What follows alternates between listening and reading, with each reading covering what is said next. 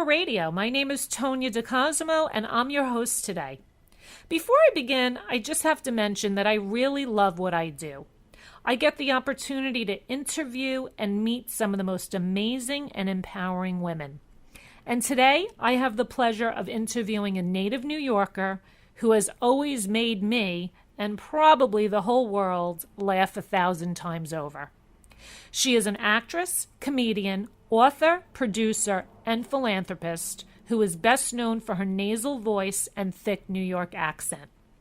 Her first break was in the unforgettable movie Saturday Night Fever, and she then continued to play small roles in movies until she came up with the idea for the hit TV series called The Nanny. Since then, she has been in the film The Beautician and the Beast, the Broadway show Cinderella, and of course other television series. She has been nominated for 2 Golden Globes and 2 Daytime Emmy Awards. And she is a cancer survivor and founder of her nonprofit, Cancer Schmancer. I am thrilled to welcome the funny, fabulous, and famous Fran Drescher. How are you today, Fran? Hey, I'm wonderful. Thank you.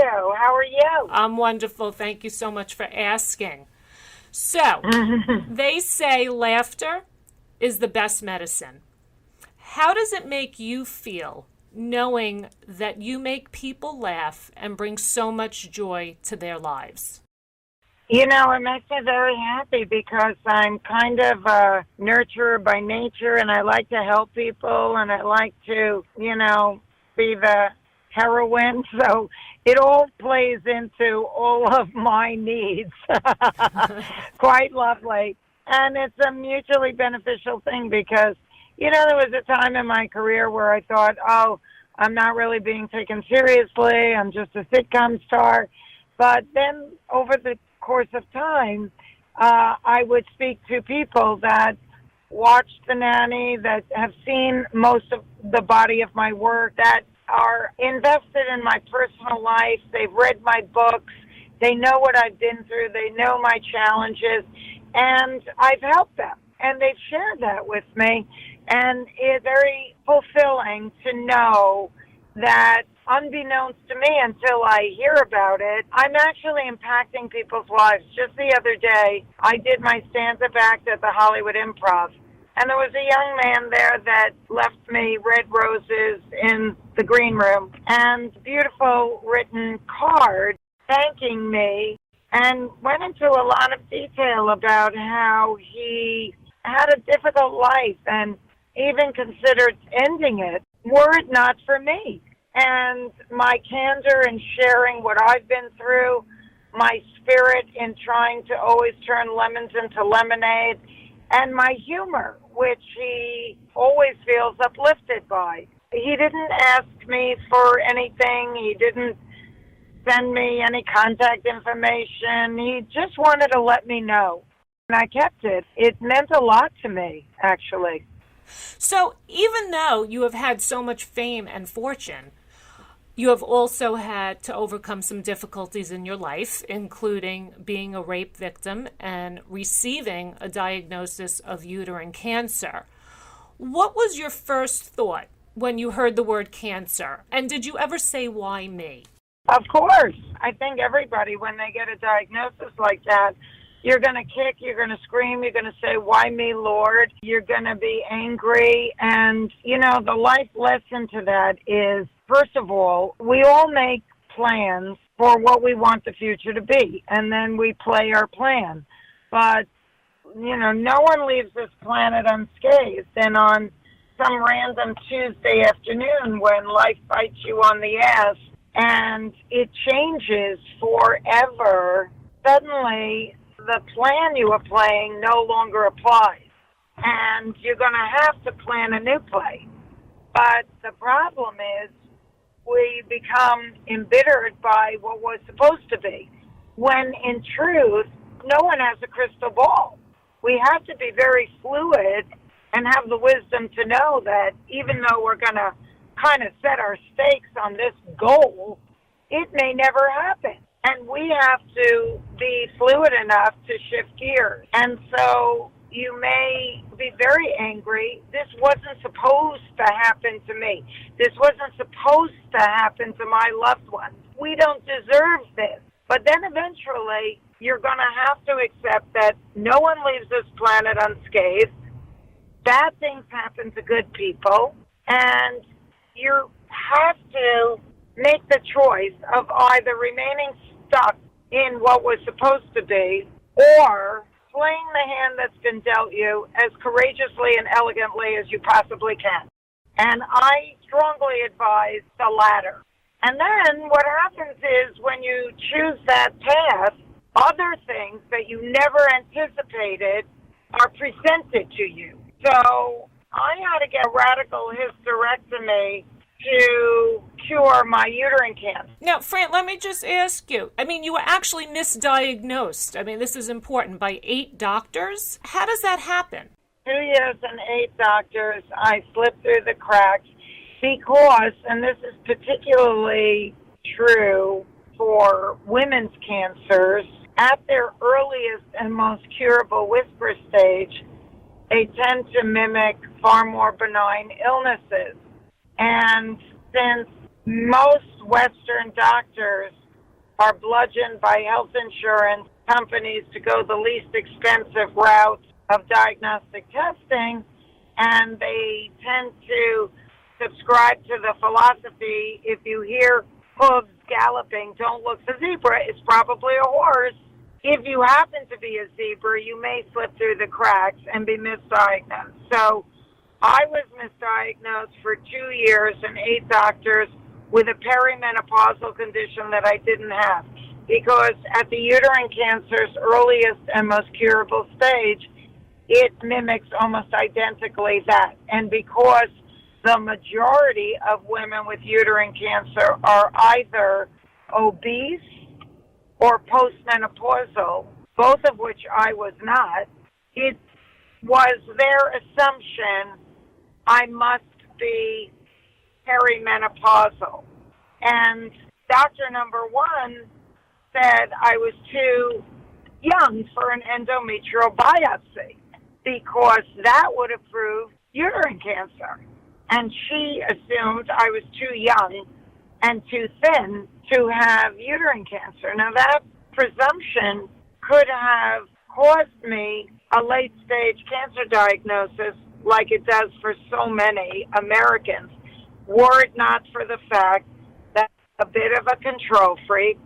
I'm a successful producer, and when someone is telling me something that doesn't make sense, or they're suggesting I take a hormone replacement that is not improving my symptoms but actually exacerbating them, it's my time to move on and say, to hell with you.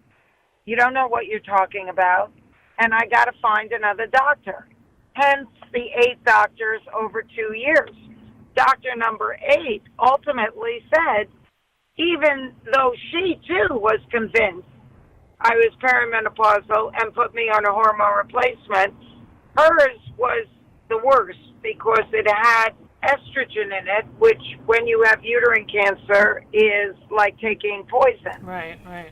So I began breakthrough bleeding 24/7. I called her up. I said, this cannot be right. She was so sure that she was going to do what nobody else was able to. But she did say, let's do an endometrial biopsy. I'm sure it's just the wrong prescription, but let's do it just for safekeeping.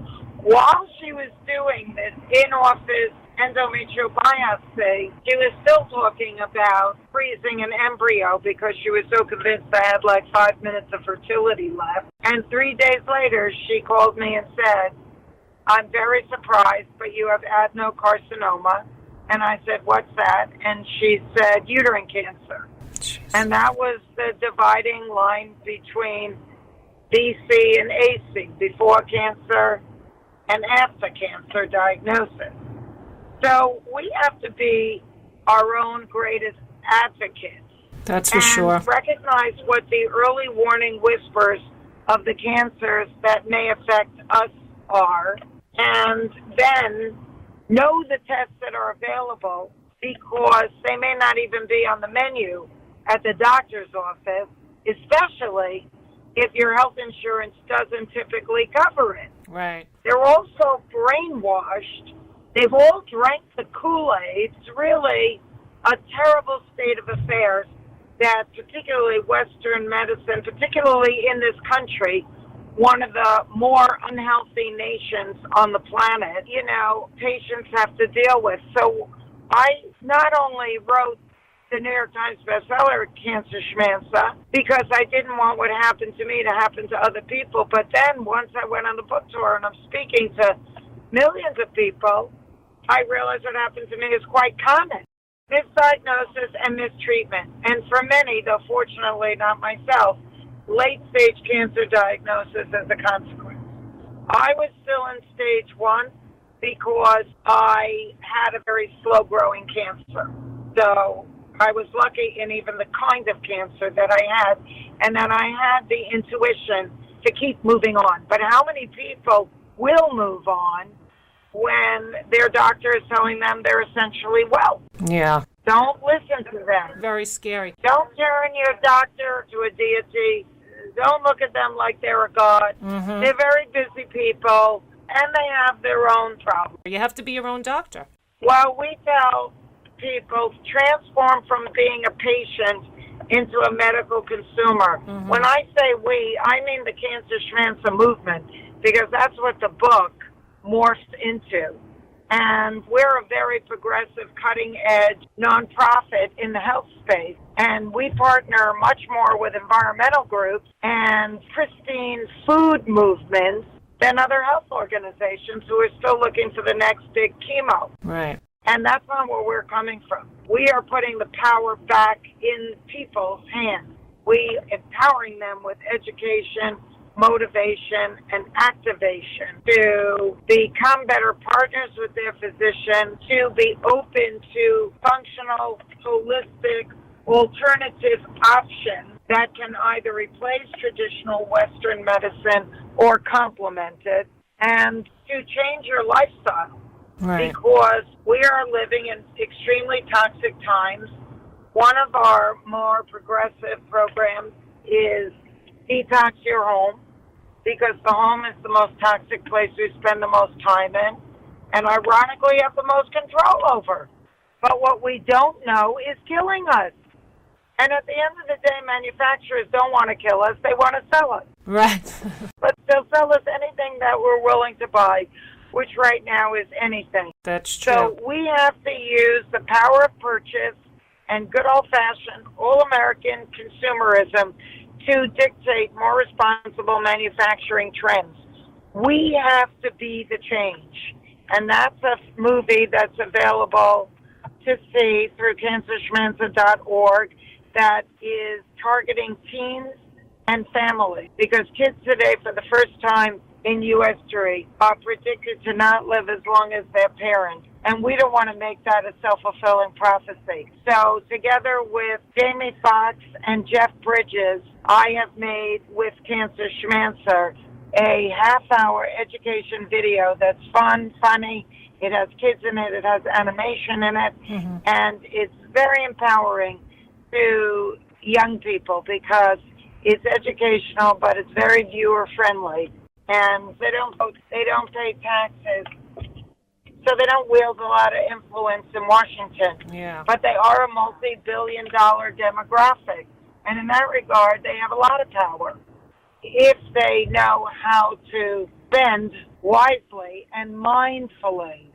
They can have a great deal of influence. And if we all stopped drinking cola today, they would stop making it tomorrow. That's true. And it wouldn't matter who was in the White House. It wouldn't matter who was in Congress regulating with legislation. It wouldn't matter because the bottom line is the bottom line, and money talks. And what you buy and what you don't buy, for that matter, becomes your vote as well as your protest.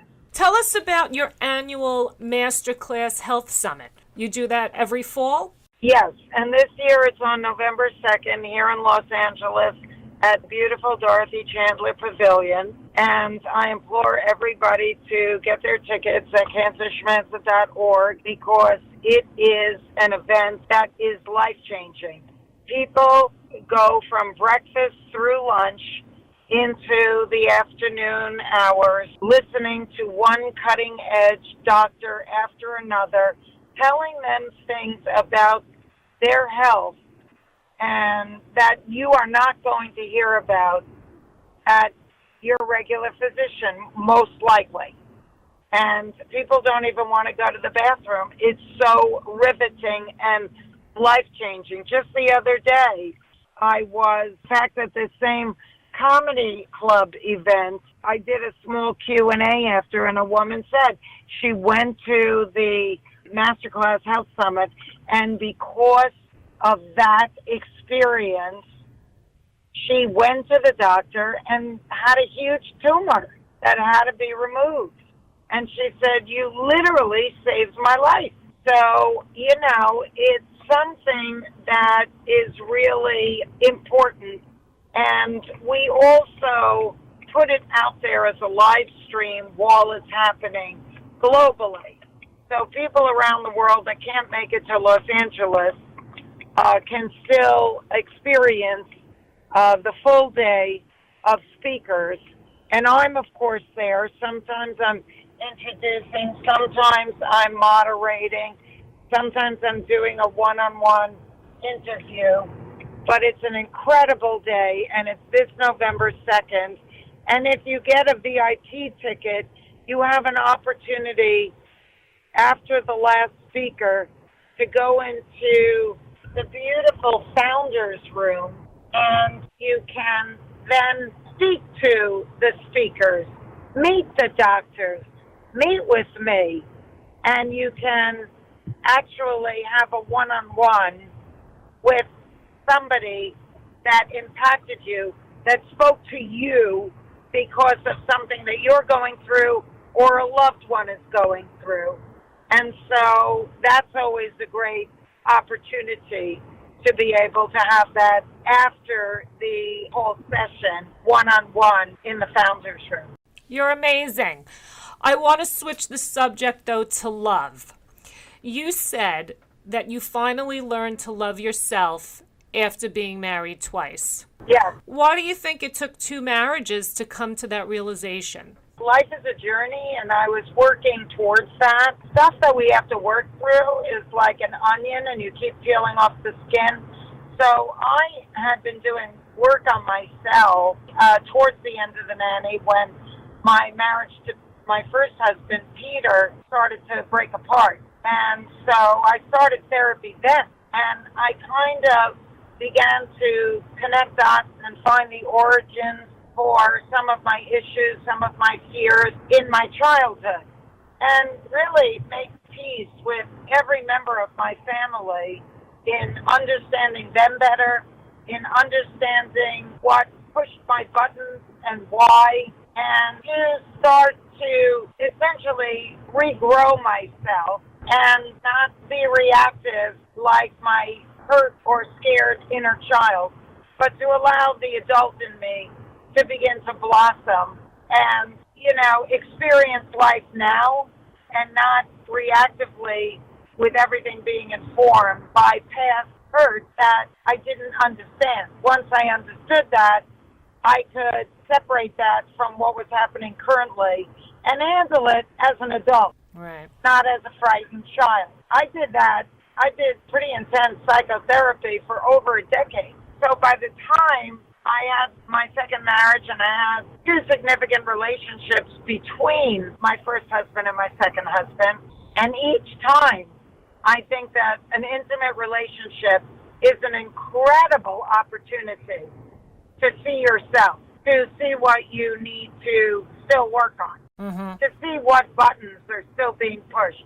And I honestly think that that's why that person is being presented to you. And sometimes when it runs its course, it's because the life lesson you need to learn and conquer happened. You accomplished it.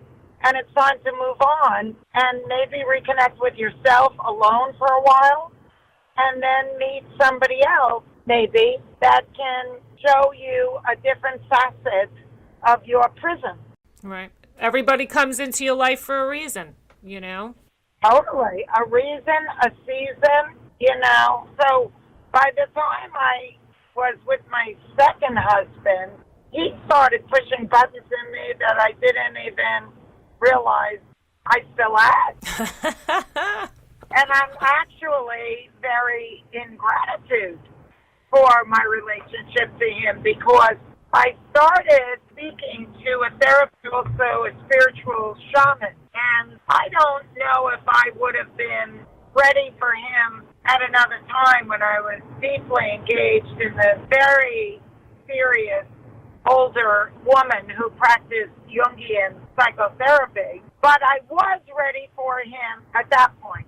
I had already embraced Buddhism as a daily practice, and, you know, I had sorted through a lot of things, so I was able to work with him in shorthand a lot more. Are you dating now? Are you dating today? Are you in love? Can't tell us. Actually, I'm dating myself, and it's going quite well. Good for you. I'm happy with myself. Good. And I was just going to share something with you because you asked me, you know, how did I arrive at self-love? Right. And I was leading up to that because I was in a lot of pain when my second husband and I were fighting a lot. And he would kind of storm out, and I wouldn't hear from him for several days, if not weeks. And I said to my shaman, I feel like somebody took a fork and scraped my guts out. And he said, well, that's because you've been filling your inside from the outside. And that's never going to pay off because eventually whatever love you're getting from the outside is going to ultimately disappoint you because everybody comes into a relationship with their own baggage.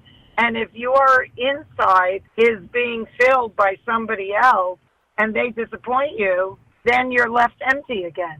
You got to fill yourself with you and then just find a person to love that doesn't fill you but compliments you. Good point. And I've heard that so many times, you know, how do you do that? I've heard it. Yeah, you got to love yourself. How? And he said, well, I'm going to tell you to say something. You may have to say it 30 times a day in the beginning. But whenever you feel that horrible, gut-wrenching feeling, this is what you say. I love you, Fran. I know how special you are. It's Fran and Fran till the end of time. I love that. From the minute I said it the first time, it started to take the curse off.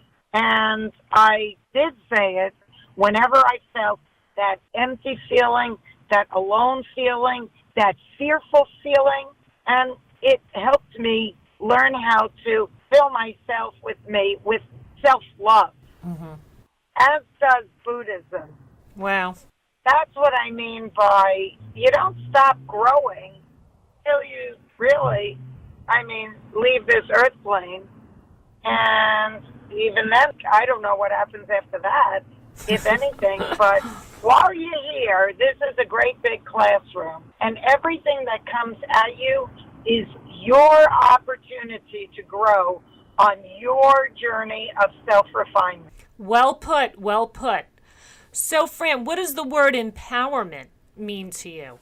Well, I think empowerment is being connected to your inner voice and listening to that. Then you're empowered. That is the voice that's closest to your creator. You know, kind of getting rid of all the external noise, quieting your mind, sitting in the stillness of your inner voice, listening to that, and then taking action. That's empowerment. Love it. What advice would you give to women today who are juggling it all? They're working full-time, they're caring for their families, they're trying to mentor other women, and, you know, they're also trying to fit in a little alone time. What advice do you give to women today doing it all? Well, I think that doing it all has a number one priority. That's you. If you don't make you number one, then you are not a well-rounded human being. I had to learn this the hard way. It was one of the silver linings of my cancer. And it is a downfall of many women who put everybody before themselves. But let me tell you something. You are useless to everyone if you are 6 feet under. So you better make yourself number one. Just like the woman on the plane who has to put her breathing mask on first before the kid. Right. You have to learn to breathe for yourself. You have to listen to those early warning whispers. That is a critical juncture. That's when it's easiest for you to say, maybe it'll pass, I have too much to do, I can't pay attention to this right now. But that is exactly when you need to pivot your thinking and say, this could be nothing, but God forbid it's something. I want to catch it at the whisper stage because I need to stay alive and well for my family. Then, every single day, carve out time to be joyful, to be quiet, to do what brings you happiness, whether it be taking a walk, lying down on the bed and watching your soap opera, arranging flowers, dancing in front of the mirror to music you love. You must do that for you. And the notion of having to do it all is propaganda. Nobody needs to do it all. You're going to be burning a candle at both ends. Keep it simple. Keep it small. Keep it real. Stay connected to your spiritual self. Keep in balance mind, body, and spirit. You are the thermostat to do that every day. You know when you're stressing. You know when you're feeling under the weather. You know when you haven't had a chance to meditate or speak to your great, whoever that is. You know when you're neglecting yourself. Don't do it. You're not doing anyone a favor, least of all you. Your journey is to connect with your soul. Your journey is to be loving to you, to be kind to you, to be connected to your body, to honor your body. And if you're not doing that, there's no prize for not doing that. You're actually living life wrong. And I did that. I was going to say, you're right. All of us, we forget about us. We're worried about everybody else and not ourselves. And you're so right. And you're living life wrong. Don't wait till you have cancer like I did to become a more well-rounded woman, to be able to be vulnerable, to be able to say, I can't do this. I need help. I'm not a superwoman. You have to support me. You have to be there for me now. Right. That's what the cancer allowed for me to be able to say. Prior to that, I thought I was being self-indulgent. How crazy is that? I needed to have cancer to say I need help. Is that insane? To wake you up, yeah. To justify. Yeah. My sister just finished her last chemo treatment with breast cancer, and I'll tell you, she's she's learned a lot from having breast cancer. But Fran, listen, I know you have to go, and I want to just say to you, I've always loved you, but really today I have realized what an amazing and empowering woman you truly are. Thank you. Thank you. I'm so honored that you're going to be featured in our fall issue of P.O.W.E.R magazine, which will be focusing on cancer awareness. And we all love you. And I can't wait to see you on the cruise, the Cancer Schmancer cruise. I will be there. Oh, how wonderful. I can't wait to meet you. Bring your sister. Bring your sister. I'm bringing her. I'm absolutely bringing her. Oh, that's great. I'm thrilled. Tell your sister to, buy the Gerson Method of Healing book. Also, Dr. Tony Jimenez has a new book out as well. These are all ways to rebuild your body, rebuild your immune system, wake up your immune system so you're not vulnerable to getting cancer again, so that, you can help fight the T cells, which are not picked up on CAT scans and is the reason why cancer is metastasized. I will tell her. All right, I'll see you on the cruise. Wait, one thing so much. before you go. You know what I'm going to ask you to do? Okay, what? We need to hear Mr. Sheffield. Oh, okay. Mr. Sheffield. I love you. Bye for now, Fran Drescher. You're the best. God bless. Thank you. Thanks to all your listeners as well. Be well, everyone. You too. Bye-bye now.